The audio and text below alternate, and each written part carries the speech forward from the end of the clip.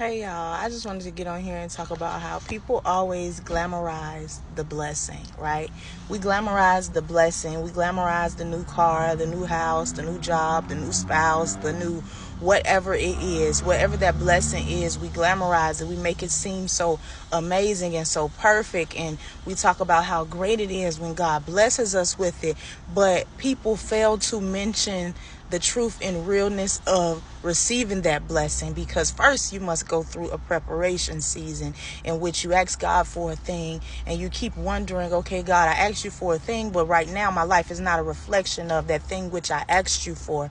And so he takes you through tests and trials and seasons of tribulation to see, are you really prepared for that thing? Is your heart ready for that thing? Not are you prepared physically for that thing, but is your heart capable of accepting that blessing once it comes? And not once you feel like you're ready, but once God feels like you're ready. Okay, now you're ready. Your heart is in posture for the blessing. Now I'm going to send it to you. But now we talk about how great the blessing is, but we forget to mention all the spiritual warfare that is about to surround the blessing, because it's the enemy's job to steal, kill, and destroy. His job is to make sure that you don't get that blessing. His job is to make sure that you don't enjoy that blessing. His job is to talk you out of that blessing. So now that you have the blessing, people don't mention how much warfare they're going to go through because they have the blessing, how many attacks they're going to experience spiritually because God has finally given you this thing. And now it's my job as the enemy to try and keep you from seeing this thing as a blessing. It's my job to make you feel like it's not it.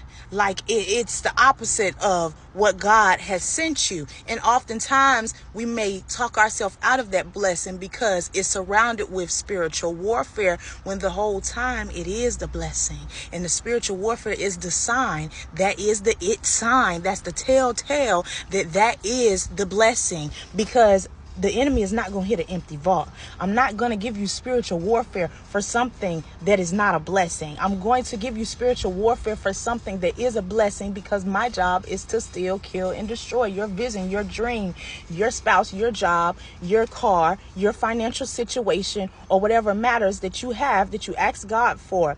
And so now you have the blessing, and now you keep getting attacked, or it keeps getting attacked, and you have to put in even more work.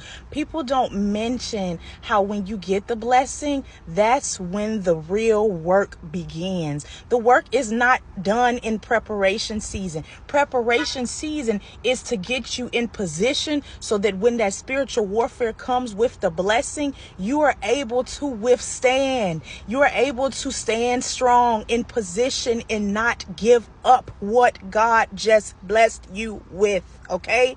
Are you hearing me? What I'm saying is, when you get that blessing, that's when the real work begins. That's when the prayers matter the most. That's when the fasting needs to kick in. That is when you stand on God's word the strongest, because you will be tested even with the blessing in your hand. That's when you're going to be tested even harder, because if I'm the enemy, I don't want you to have that thing. I don't want you to enjoy that thing. So now I need to make sure somehow, some way, I get you to get rid of that thing. I get you to quit on that thing. I get you to walk away from that thing.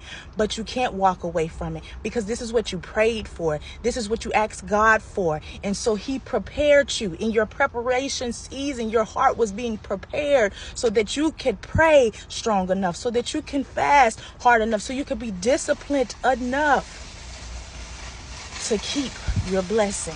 The blessing is here, but are you willing to put in the work to keep it?